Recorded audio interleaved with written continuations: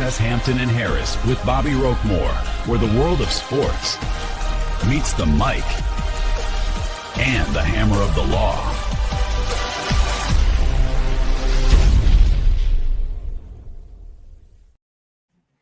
And good evening, everybody. Welcome to the latest edition of Hampton and Harris with our great friend Bobby Roquemore, coming to you on a Wednesday evening. Hope everybody's doing great. JD, always good to see you.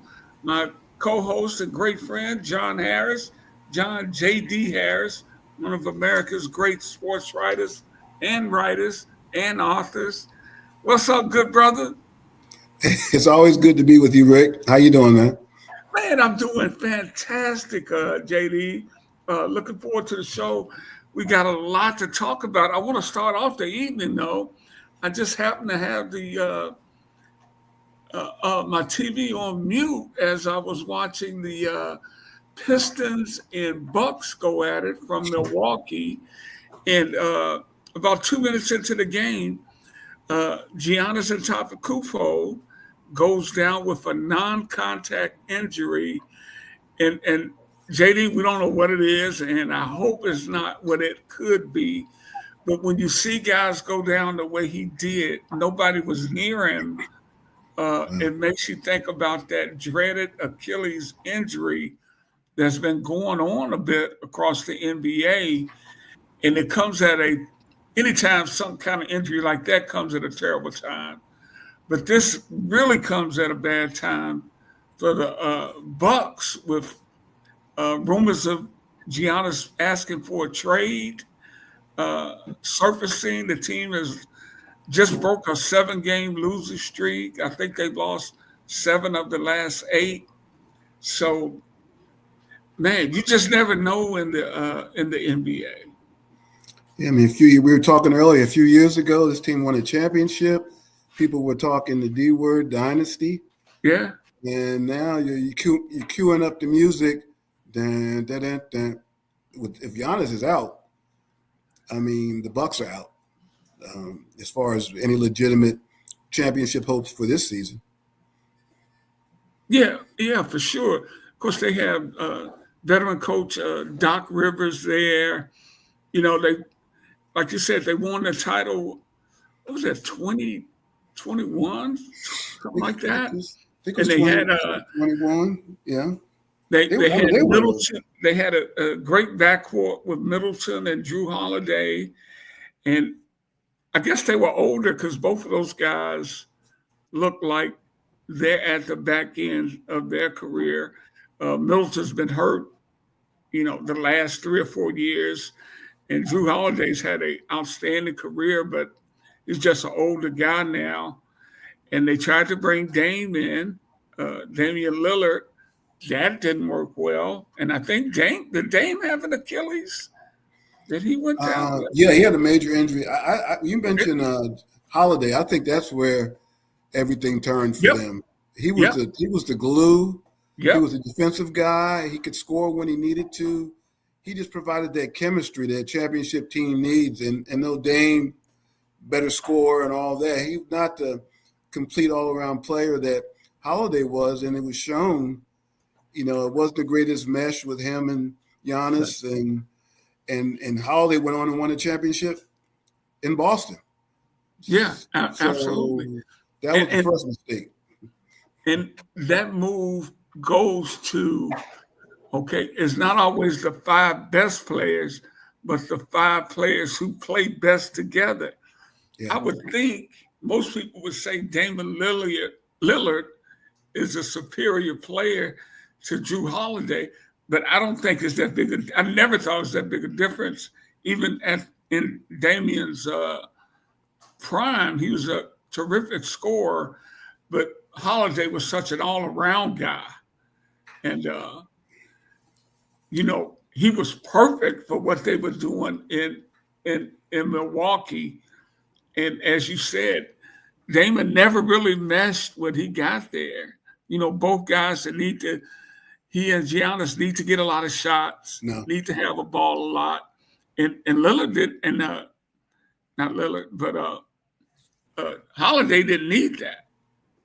He wasn't concerned about scoring. He's concerned about winning, and that's what made him perfect there.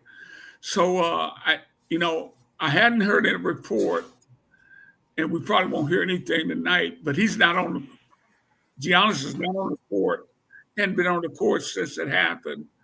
He's not sitting on the bench. So we'll see, and we'll see what happens. I mean, you can forget about trading him now. That's for sure. If this is a major injury.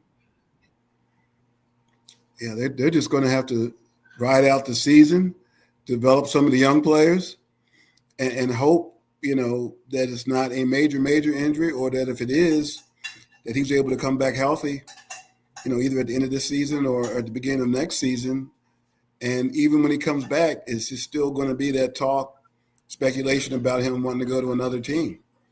Yeah. Hey, and JD, when we get it, we're going to do our Tendex update when we go through the league and look at who's doing what. Is Giannis, I'm sure he's still a highly ranked player. Oh, yeah. He's tremendous talent because he does so many things. I mean, he scores, he rebounds, he can pass, he blocks shots. He's a great team player because even though he can put up the big scoring numbers, he doesn't have to take 50 shots. He gets his points where he gets them. He doesn't mind sharing the rock, especially if it contributes towards winning. Just remember him in that championship series against Phoenix, the different things that, blocking shots, running the floor, dunking, posting up. I mean, he hit his free throws. I mean, he did everything that year. We saw the best of him that season. I don't know that'll go down as being the best season he ever had in the league, but he was definitely the MVP that year. Yeah. You're watching Hampton and Harris with Bobby Rockmore, talking with my great friend and co-host John Harris, longtime sports writer. We're going to get into some NFL. Also, JD has the great book on Coach Mike Tomlin. And, speaking of headlines, Coach Tomlin is kind of in the news now with his future in Pittsburgh, and we'll get to that. But since I mentioned the Tendex, let's go to Tendex, JD, and to our new friends here at Sports Fluent, talk to them about the system that you've been a part of for really the last 25, 30 years. Yeah, your Tendex, thanks, Rick. Tendex is a point per minute rating system originated by Dave Herron several decades ago. And Dave and I became great friends. He taught me the system. I used it when I covered the NBA, when I covered the Pistons in Detroit and the Orlando Magic. Found it to be incredibly accurate and helpful, and just have continued to use it throughout the years. Sometimes I do it more out of curiosity. It works the same as it did 30 years ago. It's still incredibly accurate. I know last year had Oklahoma City far and away as the best team going into the playoffs, with the fourth highest team rating of all time amongst championship teams since 1980, and it stood up. And this year, Oklahoma City's rating is even higher than it was last year, which is scary for the rest of the NBA. Wow. Hey, let's start in the West, since you mentioned Oklahoma City. Yeah. And they've compiled a 114.4 Tendex rating. That's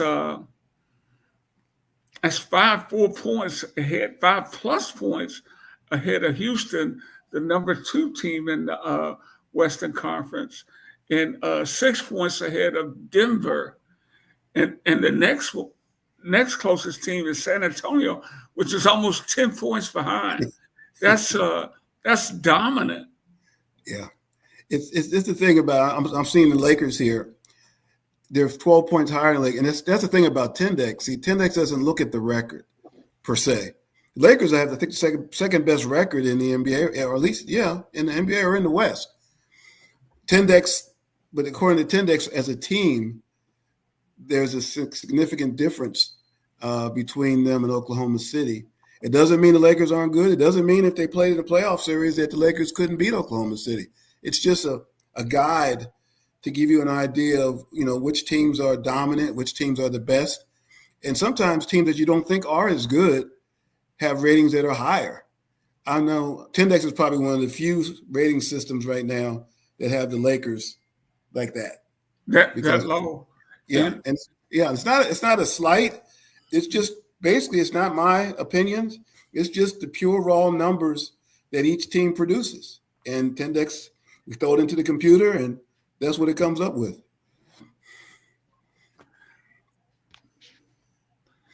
Golden State is sitting in there at 100, just below the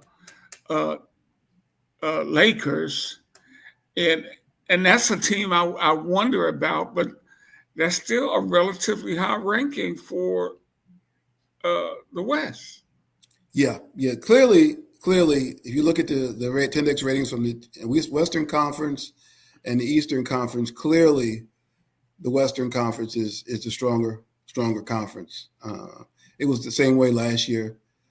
And it's just the strength. That's the strength of the NBA right now. You look at a team like Houston, which has they have Kevin Durant, but they have a lot of young talent. Oklahoma City, of course, has a lot of young talent.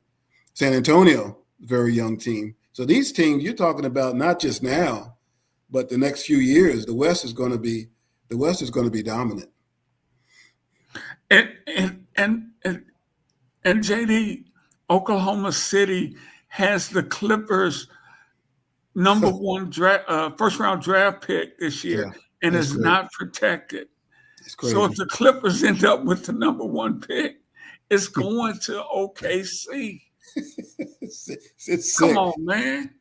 It's ironically, I saw yesterday Gallinari retired. Yeah, he was in the Shea Gilgeous trade with him. Yeah, and in a bunch of draft picks. He just retired, and Shea is just hitting his stride. I think at age 26. Yeah, I mean, if they stay healthy and if these guys are able to keep their minds right and egos in check, there's no telling, how far this team can go, not just this year, but in future years as well. I watched it. We mentioned Golden State. I watched those two teams play last night. It was a really good game, actually. Oklahoma City got off to a big lead, but Golden State came back. And Steph Curry wasn't even playing. He was out. But they were feisty. They played tough defense. They showed ways, if you're studying, okay, how do we attack Oklahoma City? They showed, I don't know if you want to call them deficiencies or flaws, but they showed ways that you can be effective and attack Oklahoma City. But the thing about Oklahoma City, when he got tight, they give the ball to Shea. He goes to work. And now he's developed this three-point shot that he could shoot three-pointers last year, but now he shoots it like he shoots a free throw. Yeah. And his teammates around him, guys I never heard of before, they just come off the bench and produce. They're like a college team the way they play. It's scary that you're able to get professional athletes to work together the way they do. They are a fun team to watch for sure. And if they stay healthy, I don't see anybody beating them.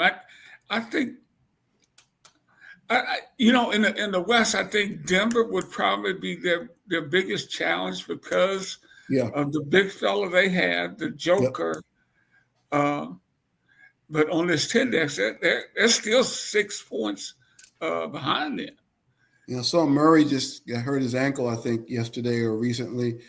I tell you, I saw a team I didn't do their rating this week, but they are the only team to beat Oklahoma City. Portland, they beat them a few weeks ago. Portland's playing well. And just looking at them, they have some of the components that are needed. Oklahoma City, it does give up. They're not the greatest team as far as preventing offensive rebounds. And in that game that they lost, Oklahoma City was really able to crash the boards. They have a lot of they're a sleeper type team, young athletic team, big bodies, big size bothers at times can bother Oklahoma City. inside. You attack them inside. If that was their Achilles, that's what I would say it would be. And Portland, beat them once. They've played, I think, twice since then.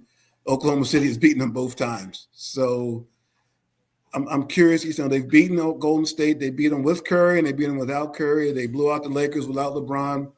I'm interested to see what happens when LeBron's playing for them. I want to see how they look up against Denver. I'd love to see it when they play Detroit.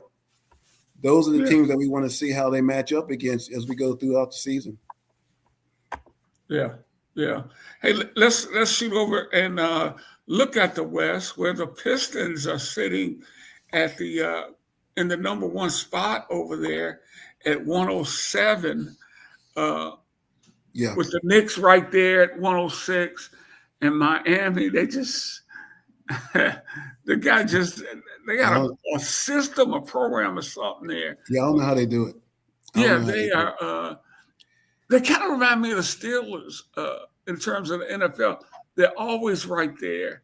And if you mess around with them, they're going to beat you. And that starts, of course, with quality coaching, which the Steelers certainly have with Mike Tomlin and Eric Spoelstra down in Miami. They're sitting at 105.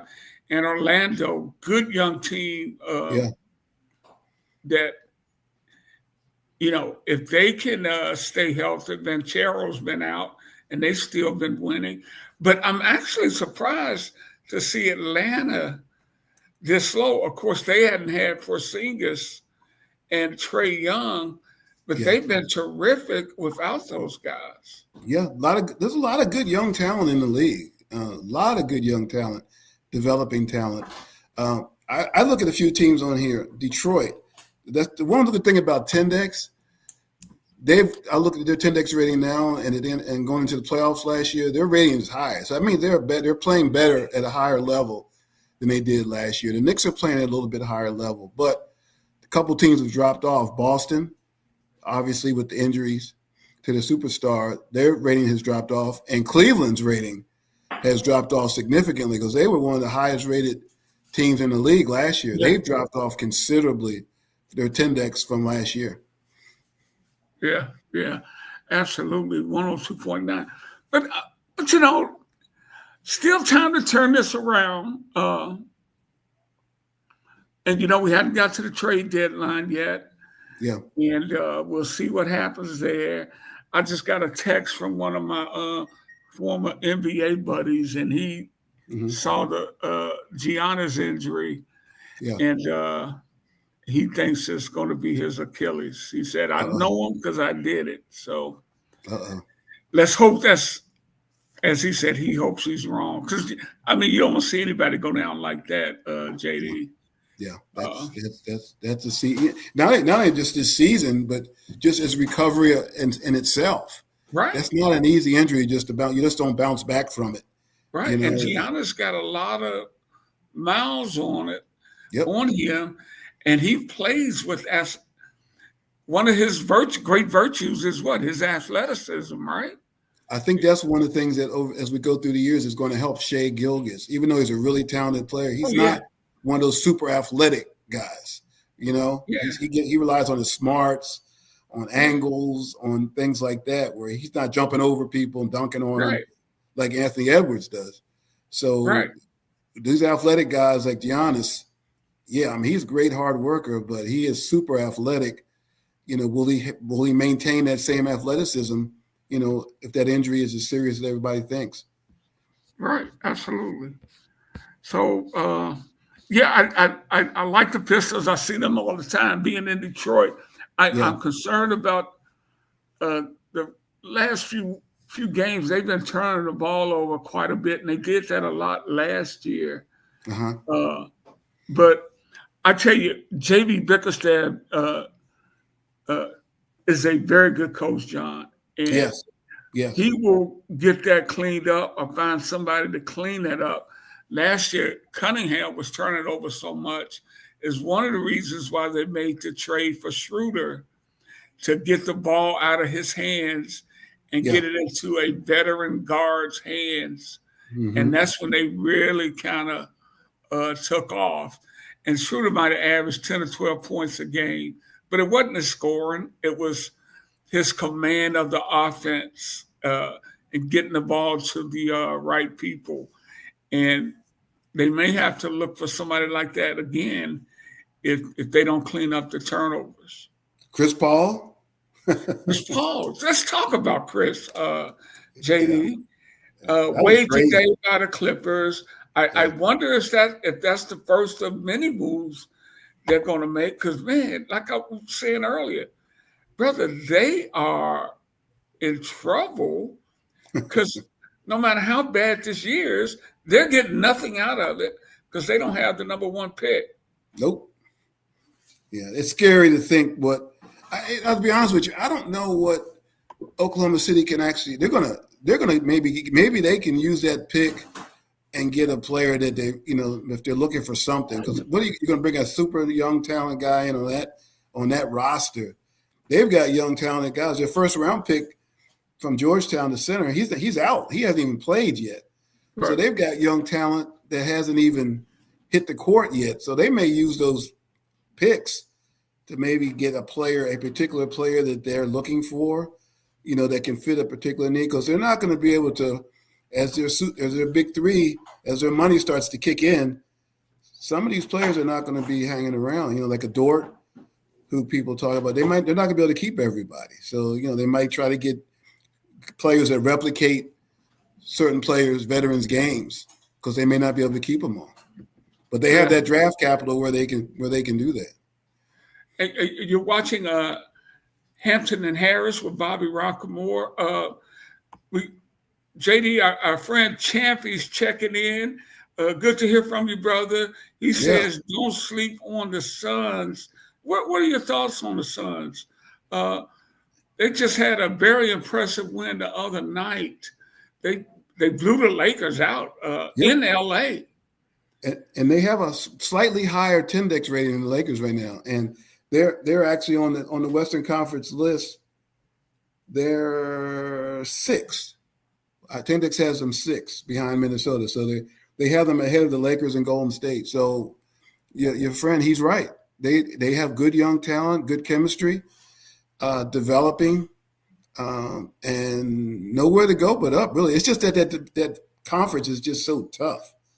It's just so many good teams, so much competition. But, I like what I see with Phoenix. I agree with them. Yeah, absolutely. On the West. I mean, the Pistons might be the 4th or 5th best team if they're in the West. And Champion must be checking in from Arizona because he says, don't sleep on the Wildcats, the best college team and the most underrated football team in the nation. I'm not going to argue with Champion. Yeah, I haven't done colleges yet. Tendex, we'll probably get around the Tendex colleges at the beginning of the year when teams start conference play. That's exciting. Tendex will get into college hoops, men and women. We have a lot of good things to look forward to and talk about on this podcast with Hampton and Harris. And man, I tell you, JD, and I'm in Detroit, so I get to see Michigan. I get to see Michigan State. These are, and I've been here 30 plus years. This is probably the 2 best teams they've had at the same time. Oh, wow. Since I've been here. Yeah. The 2 best teams, states had a national championship team. Both schools have had Final Four teams. But at the same time, 2 terrific teams. So I can't wait to see how they grade out in Tendex, because you've been telling people last year about a guy that's at Michigan now. I can't even pronounce his name properly.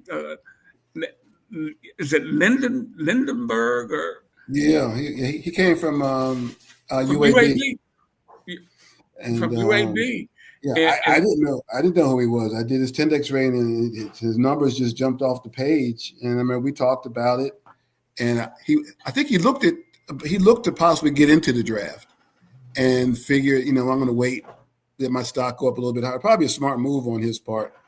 He has top 5 talent. He had top 5 talent going in the draft this year, and they could go all the way, or at least be right. They had a great team last year. Michigan did. Yeah. Hey, let's bring in our friend and cohort here, Bobby Rockmore. Bobby, what's happening? Hello, gentlemen. Hey, Bobby, how you doing? I'm fine, and you? Thank you. Good. Busy day, busy world, and busy sports week already. Well, and the law never stops. Literally, when your deadline is December 5th, you'll be burning the midnight oil. What I do, one of my favorite stories is that when I became an attorney after being a journalist for more than a decade, one of the complaints I would get is, why do you always have to wait until the last minute to turn in your stuff? But that's what journalists do. That's when we're at our best. I was added to a new team today because I've been killing it. Yeah, absolutely. I'm glad you're here, Bobby, because and you're based out of Cleveland. You're in Houston. You're all over the place. But I'm really interested in your thoughts on Shedeur Sanders taking over as the starter in Cleveland. He's 1-1. He won his first game, lost last week. Deshaun Watson, the window for him to return is now open. Your thoughts on that and where you think this is all going to end up? Okay, well, let's start with the changing the starting quarterback with, the Cleveland Browns. I'd like to even go back further, all the way back to training camp. The original plan was supposed to be Kenny Pickett, the former Pittsburgh Steeler, as a starter, Joe Flacco as the backup, Dylan Gabriel, the third-round pick, as the QB3 emergency, and then Shedeur Sanders having a, quote, redshirt year, on the team, as a member of the Cleveland Browns. That all blew up in training camp when Kenny Pickett got injured his first week. So when you hear people say all of a sudden, well, Dylan got reps and Dylan got this and Dylan got that. Well, that really wasn't the plan. But, you have to kind of start preparing when, people get injured, next man up. So then what ended up happening, of course, is Joe Flacco was 1, Dylan Gabriel was 2, and Shedeur Sanders was QB3. Joe Flacco didn't work out early, so now QB2 is now Shedeur Sanders and QB1 is Dylan Gabriel. We were told he was a supercomputer. That's what, as a Browns follower, season ticket member, I listen and follow the team very closely, but I'm also very I can be critical and analytical too. But this is what they told us, he was a supercomputer. I'm talking about Dylan Gabriel, and that would make up for whatever height deficit. And it just never happened. Not only do I, watch games, listen to games, I also attend games. And I was there in New York. That was one of his better games, actually, because the play caller had taken over the offensive coordinator. So I'm bringing all of this up to get to the point where in the Baltimore game 2 weeks ago, I got a call from my sister, during the game, what's going on, because I didn't go to that one. Shedeur is on the field, so it's like, uh-oh, what's going on? So he looked very nervous in that game, which I'm sure all of us would be if we were thrown into that situation. But he looked like night and day the very next week in Las Vegas, which I attended. And that was, you could tell he just had more command of the offense. And I think they were able to have enough time to put packages in for him to be effective. It also helped that the Las Vegas Raiders aren't that great of a team either. But I'm sure we've, you've heard about it by now that, he had a very good, solid start.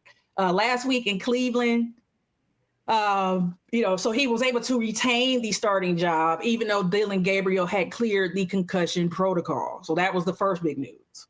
Okay. Now, he's the named starter. He goes into the San Francisco game in Cleveland. I'm going to turn sideways because this is how the lake is off Lake Erie when it's 40 miles an hour. So if you can't, imagine trying to watch a football game like this, because that's the conditions that he had to face. And so when people say, well, he was shackled, No, we call them the weather games because we know that the weather was a factor in those games.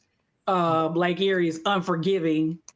I'm sure Brother John, as a Steeler former beat writer, recalls many games off of the lake. Just having to experience that. But even then, he started out, very well pretty early. But I think the weather started to affect things on top of all the other drama that goes with the Browns. There was some question about why did they go for it on 4th and 1, and that was a botched play. And, but I mean, just the idea that he was shackled, was kind of puzzling to me. I don't know if anybody watched the game. I actually listened to this one because I was working out, doing other things around the house. Every time the referee spoke, you could hear a whistle, which was the wind off Lake Erie. So they didn't want to do a lot of throwing in that game, and I get it. And if you look at Brock Purdy's stats, they were about the same. Coming up this week, another opportunity for Shedeur to shine. He was named the starter again. And, I think he, again, they, just wanted to see what he would be like. And I think, he has another opportunity to do well against the Tennessee Titans. But ultimately, if he's going to retain his starting job, we do have some tough games coming up against Baltimore. Against Buffalo, a very surprisingly good Chicago Bears team on the road, your rival Pittsburgh, and then of course another rival Cincinnati. Now as far right now, as far as we're concerned, he's the starter, and it is what it is. Now, well, but the window's open for Deshaun Watson, and they're going to have a high draft pick again. It looks, they're going to have a high draft pick. Do they address the quarterback position? Do you think they're there? Would you address it? I know you can't really make that call because Shedeur still has games to play. He's still waiting to see what he can do. But isn't Deshaun still under contract next year too? That's correct. This is the year. Next year will be year 5 of the infamous 5-year, fully guaranteed, first time that had ever happened contract. It looks like a bargain now at $45 million a year compared to what other people are playing, but it's just you didn't get a lot of return on it. Just looking at that number, some people are getting paid 40, 50, 60, 55, 60. But, we didn't get a lot of return on it. So anyway, you have a lot of things going on there. So it came as a surprise to some people. It wasn't a surprise to me, as a regular follower of the team because the 21-day window means he can participate in drills. It doesn't mean he's activated.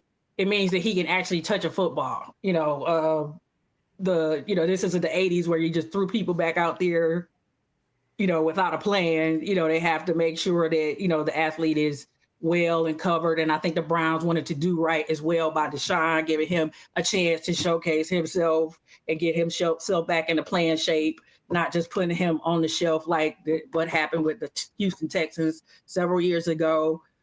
He's generally well liked. It was in one of the games, I think the Raiders game. Of course, I wasn't listening to the broadcast because I was there, but he was applauded by the broadcasters for helping out Shedeur and being a good presence in the locker room. Again, he is very well liked around the Browns, but our fan base doesn't like him as much because they feel like he's overpaid and, in addition to former allegations that he experienced. So as far as I'm concerned, who knows what will happen? This may be a bridge quarterback. So you have to remember too, you got 2 rookie quarterbacks under contract.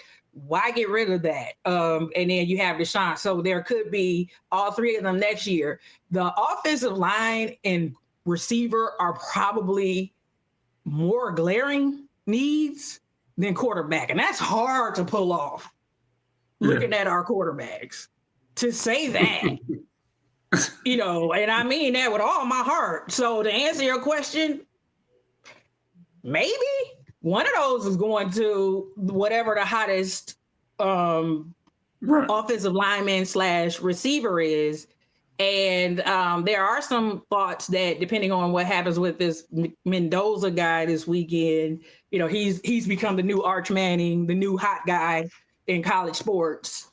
So, the Big Ten championship is this weekend, and this may be that moment where people, he gets to show something, and then people may say, oh, we want him. And he becomes this number one quarterback because all of the alleged great quarterbacks that were supposed to be coming out when the Browns made that trade, Arch Manning, Drew Ayler got injured, Nussinger and LSU hasn't done so hot. The plan didn't go out as planned at the college level. Is Stefanski going to be there? Now that's a tough question. I mean, some people, that's a hard one to say right now because the locker, as bad as our record is, as bad as the Browns' record is, the locker room is still relatively together. He is highly respected. I think just seeing how he has handled being called a racist, simply because he was making business decisions at quarterback. Myles Garrett is the one who revealed that he was spending time with Shedeur Sanders after practice on his own, doing overtime. Coaches do not do that in the NFL. But right. Stefanski was never going to say that. So I guess it may be a tough pill to swallow for some people who don't, or puzzling. Why would you retain a guy who's, 6 and 21 in the last 2 seasons or whatever that number has become. But again, just, it's one of those things where they may just want to start fresh over again in 2027, or they may want to clean house. So the jury's still out on that. To summarize, it's just too early to tell. Also, another thing, the Haslams have traditionally not let people go during the season. That seems to be an organizational decision.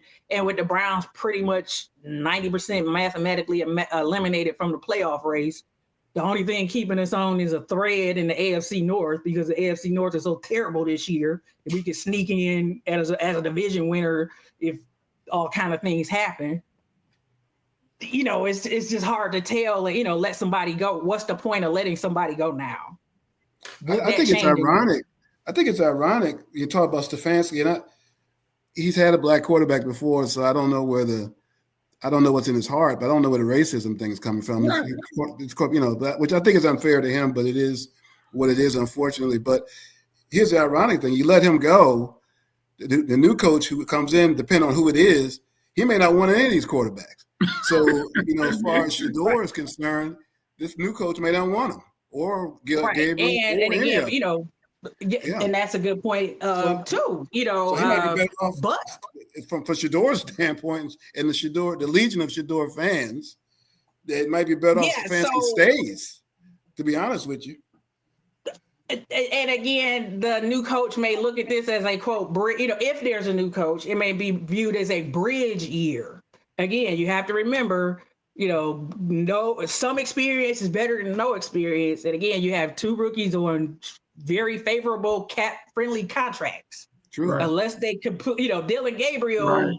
He won't be around. Okay, he won't probably be around unless Stefanski is around. I can probably say that with confidence. Yep. And I hate, again, I get disappointed sometimes in the Browns fan base. They boo, we don't boo rookies. I don't know.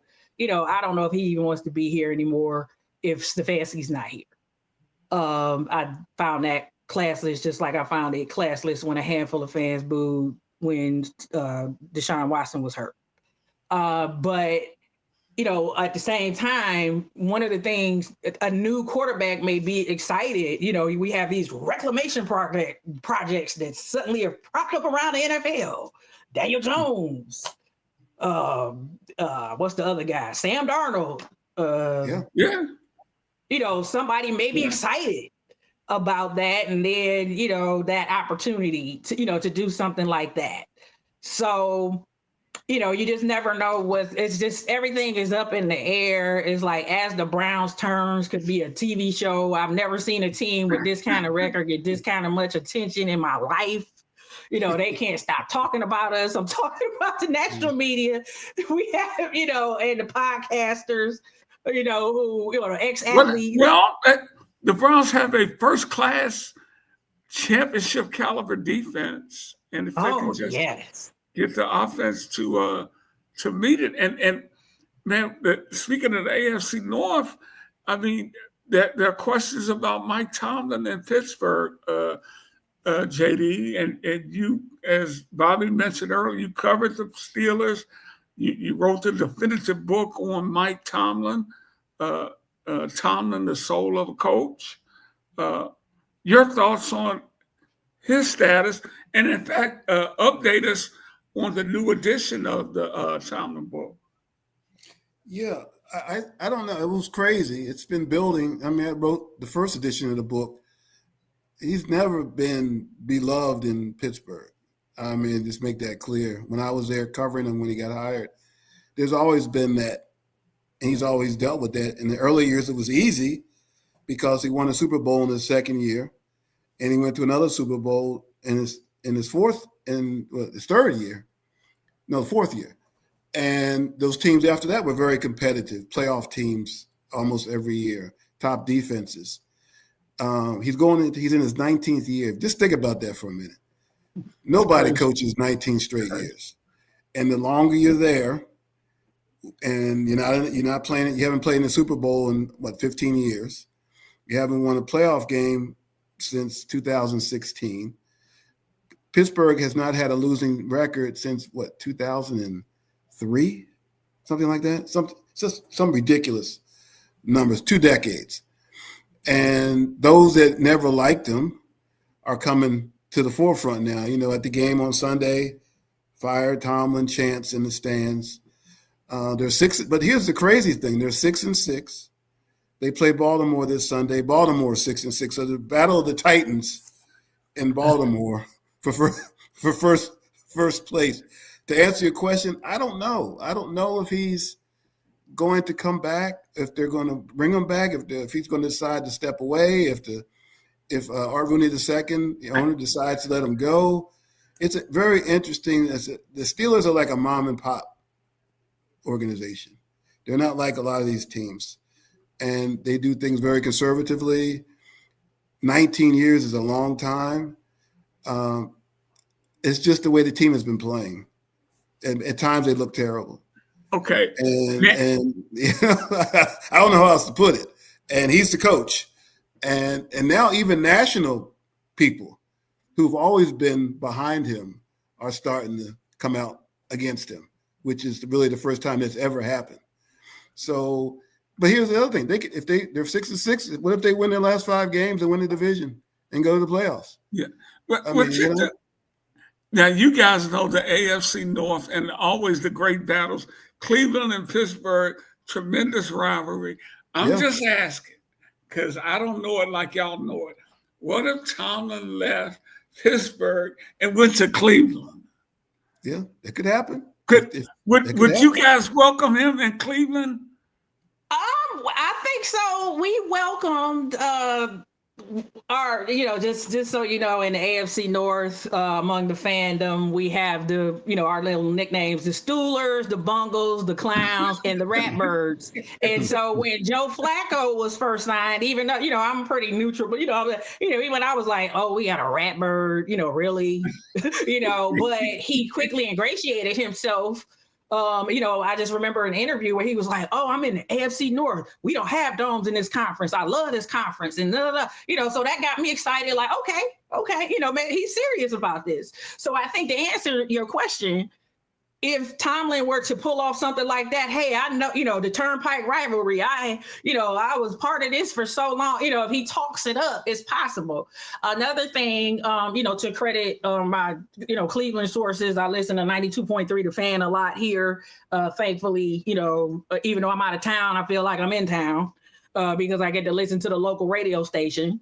So, they were kind of floating an idea. I guess somebody said about a trade of potentially a first-round draft pick, and would the Browns give up a draft pick for him? And I don't think it's that serious.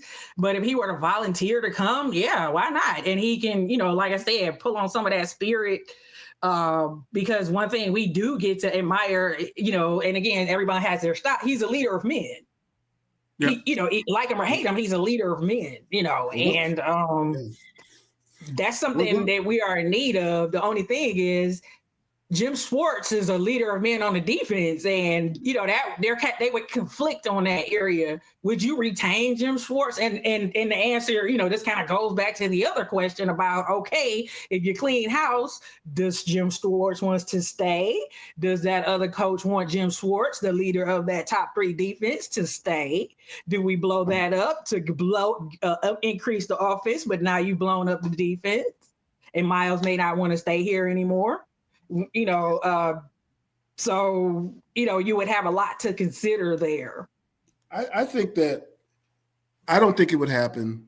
And as I wrote about in the new edition of the book, one of the things that last year, Russell Wilson, this year, Aaron Rodgers, when Tomlin got here, Ben Roethlisberger was there.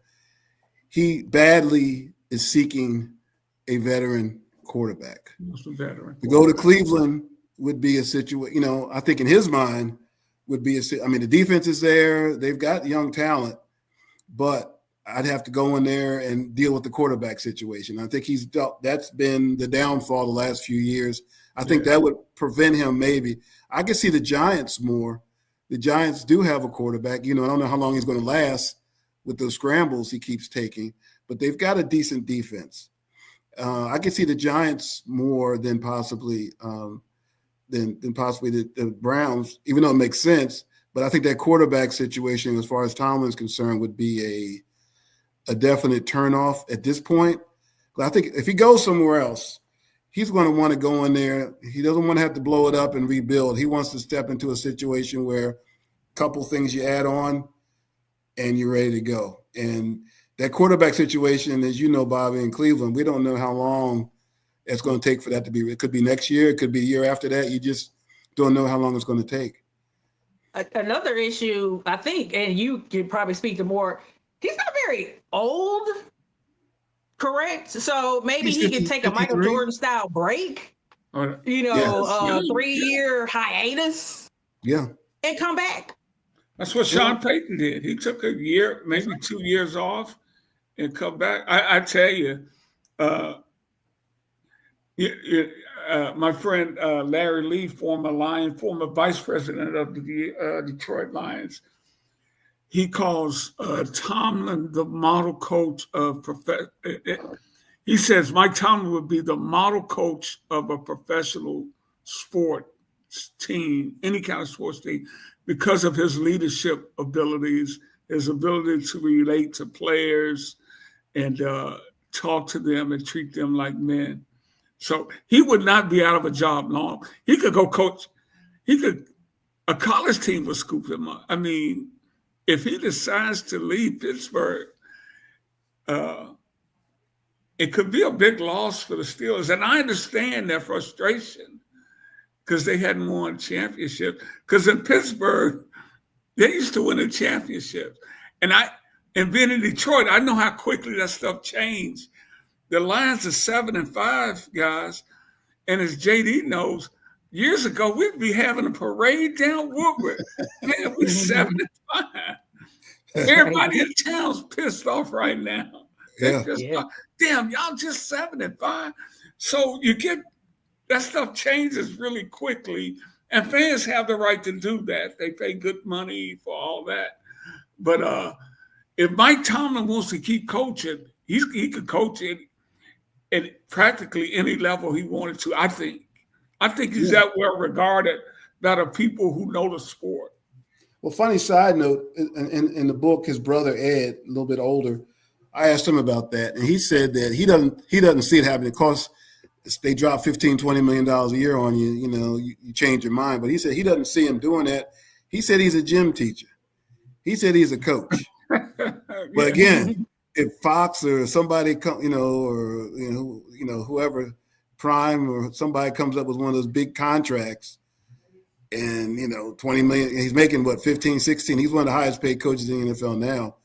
He would definitely demand at least that. So maybe somebody drops that, and he takes a year or two off. The more he becomes more attractive once he's out there, right? He's not necessarily coaching. He's at the games. He's traveling around talking to teams, right? Talking to owners, getting a feel for what might be the right situation.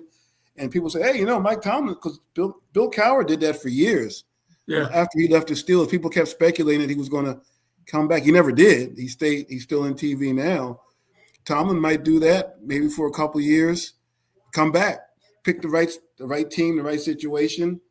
And okay, yeah, and next thing you know, he's back in the NFL again, or he might. Yeah, I agree. At 53, I don't think he's ready to stop coaching yet. I don't think so. But Bobby, and guys, unfortunately, we just got a few more minutes left. But Bobby, I gotta throw this out there. What if when Deshaun comes back and starts practicing, he finds the magic he once had? Well, I mean, then it is what it is. I mean, and he would have to convert that on the field. One of the things that I think, as JD was saying, like people have started to turn on Tomlin for the first time. That's kind of happened with Stefanski. He was always kind of defended, by the NFL insiders and, everything. Nothing was his fault ever and this and that. But this year, this is the first time that people are saying maybe his offensive schemes just don't work anymore.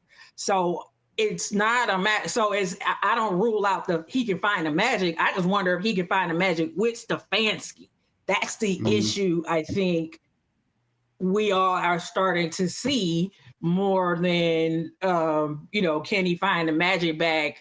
Because you brought up Sean Payton. I remember reading how, he had to make his scheme less complex for Bo Nix. Instead of 25, 58, right? They just called the play Uber or something like that. I think Kevin Stefanski is so stuck in his ways. You have to win my way. You have to do it my way. And he found a guy in Dylan Gabriel who could do that off the field, but he couldn't convert that on the field.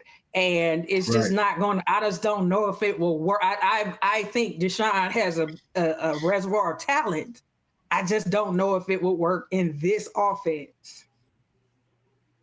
Yeah. That's a great point. That's great. And he's really been out of it for a while too, right? Yeah, I know. He's been out of it for a while. It's going to take some time just to get back into the flow, right? Because even before he got hurt, that was not the guy that we saw. He was not playing well, right? He was unbelievable in Houston. Yeah, and we're starting to see, was it him? Yeah, part of it was him, but maybe it was his offense too. But that really was, at the time, we didn't think of that. It was only until this year that became an actual thing that people would say something critical of Stefanski, the 2-time coach of the year. But guys, I think if you're in Cleveland, you're in Pittsburgh, you and offensively, you better have a run game first. And I think the Browns have found a guy in Judkins. Yeah. In those cold weather games, you can run the football. Of course, the Steelers had Jerome Bettis to churn out yards. So it starts there, starts with an offensive line. And I like Sanders, man. I cheer for that kid because he's a guy that has a lot of people that love him, a lot of people that hate him too. Just because of his father, I'm sure. And he got a lot of his dad in him. He got a lot of confidence. Let's just call it confidence about it. It's the crowd more than to me. Well, we love Shador. He shows up at high schools. He, talk about ingratiating yourself in the community. Oh my goodness. I mean, he's everywhere. That's just who he is, personality wise. And so, you see that and you love it. It's just the fact that we have people who take it a little bit too far. And like I said, that you all seem surprised that people were calling people racists. Haslam, the radio host, me, when I'm making my comments. Tony Grocery still over there. You Uncle Tom, I done got all kind of, that sounds kind of white. I said, no, I'm following the team for I've been following the team for 40 years. Literally 1985 was the first time I got into football because I started playing Little League Baseball. So I said, I've been following this team for 40 years. And so when you say first team reps, I'm not using what I saw somebody else say. I'm drawing off my own experience, knowing that in 2023, the 5th round draft pick, Dorian Thompson-Robinson, made the team as a backup by not taking first team reps. He was with the 3s. He was with the 4s. Nobody complained. He went out and earned a job. Shador didn't. And that makes people uncomfortable. Come on now. It's not Where that else you gonna hear this? Come on, right? Seriously. I mean, this is a serious Shedeur analysis, right? Right? Yeah, I mean, or You're just getting it football straight. analysis, You're getting pulling it straight. from. I mean, even in the pulling Jackson Dart didn't get first team reps when Russell Wilson was out there until it became clear that he was a starter. And again, pulling from my own experience. I remember when Lamar took over for Baltimore. Baker Mayfield wasn't taken. He was the number one pick of the draft. That's why he kind of had a beef with Hugh Jackson. He didn't take first team reps until the injury happened, and then he's out there. So it's the we all root for Sanders the person, but certain element, and he can't control it, and it's so sad. And even during one of the press conferences, he said, "Please don't make Dylan uncomfortable. Don't do that." And I was, like I said, I was kind of embarrassed by that. And it's not just Cleveland, it's this national group of fans, like the Caitlin Clark at Angel Reese type situation. Yep. Somebody got to be the enemy, and it's just tiring. And so we all root for Shedeur. I root for Shedeur because of what he wears, the brown and orange. The player, and he's a young man trying to make it in his world. Other than that, I'm just saying I'm not obsessed with it. It's just this obsession. And then so you have the opposite people who are obsessively hateful of him. I've watched some of the, local Browns fans who I've hung out with. They just, and I know they're not the kind of people, but they're kind of tired and they express it, of the Shedeur hype, and it's like, so they kind of take it out on him. And I think it's just more... just the hype. People are tired of the hype. The NFL for years. I covered the NFL for years. Bobby, you've been involved in the NFL for years. I'm gonna just put it out there. He's not the first black quarterback. We've seen black quarterbacks get treated far worse and never ever really get an opportunity. Never. Mm-hmm. And for some of them sitting back watching, I wonder what they're thinking. And I think this is really this show here, this podcast. I think we can get emotional. I think we can also be very objective. We can give our opinions, and hopefully people will kind of listen. And you may not agree with everything, but we're going to break it down to you honestly and straightforward. And I just want to say this before I go. I think about years ago, I covered Andre Ware when he came to Detroit. Yeah. And Andre never got a chance to play. They had no idea what to do with him. I actually talked to him the other day, and Andre's doing fantastic. He does ESPN radio. I'm like, bruh, you're about 30 years late, man.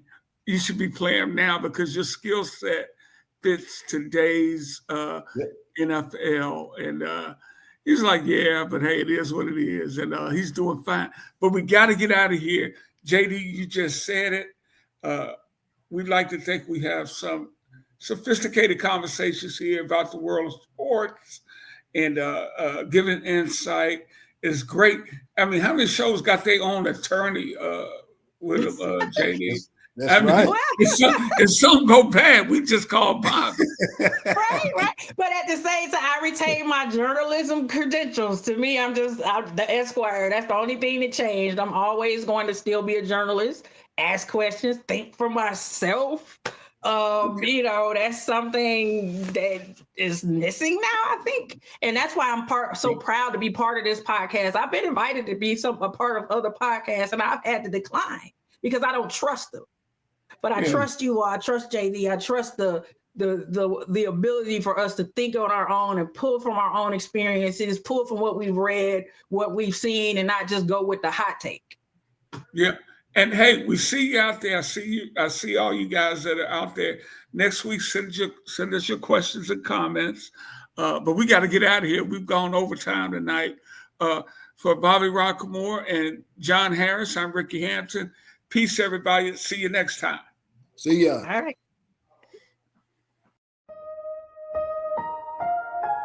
Chai.